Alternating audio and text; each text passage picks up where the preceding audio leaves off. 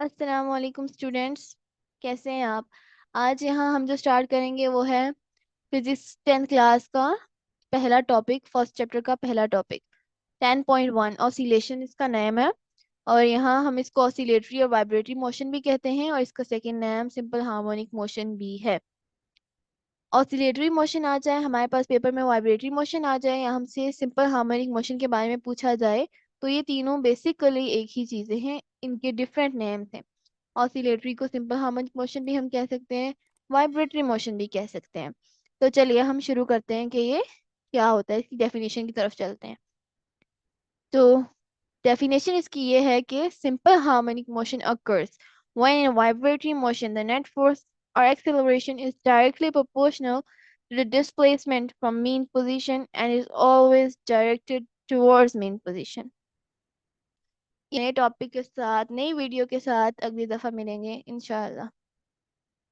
यहाँ पर हमें ये डेफिनेशन वैसे भी समझ आ सकती है, लेकिन हम अगर इसको एग्जाम्पल के साथ पढ़ें तो हमें ये ज्यादा बेहतर तरीके से समझ आएगी। तो यहाँ हमने पेंडुलम लिया है। तो ये यहाँ पे हमारे पास इसकी मीन पोजीशन है बी। हमारे पास इस पेंडुलम की ये मीन पोजीशन है बी। यहाँ से हम एक बॉडी को डिस्प्लेस करवाएंगे। तो जहां तक हम लेके जाएंगे, जहां तक ये बॉडी मूव करेगी, वो इसकी यहाँ पे ये जो सी है यहाँ तक ये गई है अगर, तो ये इसकी एक्सट्रीम पोजीशन है, इसकी फर्स्ट एक्सट्रीम पोजीशन है। यहाँ से बॉडी वापस मेन पोजीशन पे आएगी। ये अभी हम पढ़ते हैं कि रिस्टोरिंग फोर्स जो है, ये एक बॉडी को, जब ये बॉडी को मेन पोजीशन से डिस्प्लेस करवाया जाता है तो वो वापस मेन पोजीशन की तरफ आती है। तो ये एक हमारे पास रिस्टोरिंग फोर्स होती है जो इस बॉडी को हमारे पास वापस लेके आती है मेन पोजीशन की तरफ।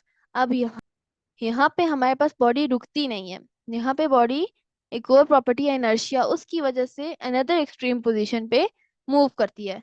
हमने फर्स्ट मीन पोजीशन से बॉडी को डिस्प्लेस करवाया एक्सट्रीम पोजीशन पे, बॉडी वहां रुकी नहीं, वापस आई रिस्टोरिंग फोर्स की वजह से मेन पोजीशन पे, मेन पोजीशन से वापस गई अनदर एक्सट्रीम पोजीशन पे, फिर उधर से वापस मेन पोजीशन की तरफ आई और इसी तरह इसने अपना मोशन कंटिन्यू किया है और ये रुकी नहीं है। तो अब हम सिंपल हार्मोनिक मोशन की तरफ चलते हैं, जो कि यही बता रहे हैं कि ये सिंपल हार्मोनिक मोशन, एक मोशन कब सिंपल हार्मोनिक मोशन होता है, जब one in vibratory motion. Vibratory motion हम कहते हैं टू एंड फ्रो मोशन को, जहां से स्टार्ट किया वहीं से उसने काफी सारे पॉइंट्स को तय किया। एक बॉडी ने अगर हमने उसको स्टार्ट करवाया तो उसने मुख्तलिफ पॉइंट्स, जिस तरह यहाँ पे इसका ये मेन पॉइंट था तो यहाँ पे एक्सट्रीम पॉइंट था, इसने ये वाला पॉइंट कवर किया, फिर यहाँ आई, फिर इसने वापस सेकेंड एक्सट्रीम पॉइंट कवर किया, इसको पास किया, फिर ये वापस इधर आई, फिर यहाँ से इधर गई। तो इसके पाथ में जितने भी पॉइंट्स थे, इसके रास्ते में जितने भी पॉइंट्स थे, उसने सबको क्रॉस किया, तब ये जाके वापस कहीं रुकेगी। ओके। तो ये वाइब्रेटरी मोशन का मतलब ही ये होता है कि जब हमारे पास एक बॉडी है, वो एक मोशन से स्टार्ट हो वहीं आके रुके भी, टू एंड फ्रो मोशन भी इसको कहते हैं। तो जब वाइब्रेटरी मोशन में जो मोशन एक जगह से स्टार्ट होके वहीं रुकेगा, उसमें द नेट फोर्स और acceleration is directly proportional to the displacement. कि जब हमारी नेट फोर्स या एक्सेलरेशन है वो डायरेक्टली प्रोपोर्शनल होगी डिस्प्लेसमेंट से, फ्रॉम मीन पोजीशन से। हमने यहाँ से बॉडी को उधर डिस्प्लेस करवाया, इसकी डिस्प्लेसमेंट यहाँ तक, इस रास्ते को हम कहेंगे डिस्प्लेसमेंट। इसने ये रास्ता जो कवर किया ये डायरेक्टली प्रोपोर्शनल है इसकी नेट फोर्स से, और उसके बाद ये वापस यहाँ आई मीन पोजीशन पे, तो इसकी एक्सेलरेशन जो है डायरेक्टली प्रोपोर्शनल है डिस्प्लेसमेंट से मीन पोजीशन की तरफ, and is always directed towards mean position. और ये जो हमारी एक्सेलरेशन है ये हमेशा मीन पोजीशन की तरफ डायरेक्ट करती है, क्योंकि हम इसको कहाँ भी रिलीज करेंगे इसने वापस आना इस मीन पोजीशन पे है। ओके। तो समझ आ गई होगी। इसकी सेकंड डेफिनेशन भी हमारे पास है, यहाँ पे भी यही लिखा है, the repeated back and fourth, जिस तरह अभी मैंने आपको बताया कि वो बॉडी ऐसे ही कंटिन्यू करती है मोशन को, और टू एंड फ्रो जगह टू से शुरू हुई वापस आके उसी पोजीशन पे रुकी, उसको टू एंड फ्रो मोशन कहते हैं। Of a body about a certain fix position, किसी फिक्स पोजीशन पे एक बॉडी अपना मोशन करवाती है डिस्प्लेस, तो वापस उसकी बैक एंड फोर्थ और टू और फ्रो उसकी पोजीशन है, उसका मोशन है, उसकी फॉर्म है, तो उसको हम कहते हैं ऑसिलेटरी और वाइब्रेटरी मोशन। अब आपको सिंपल हार्मोनिक मोशन या ऑसिलेटरी और वाइब्रेटरी मोशन तो समझ आ गया होगा।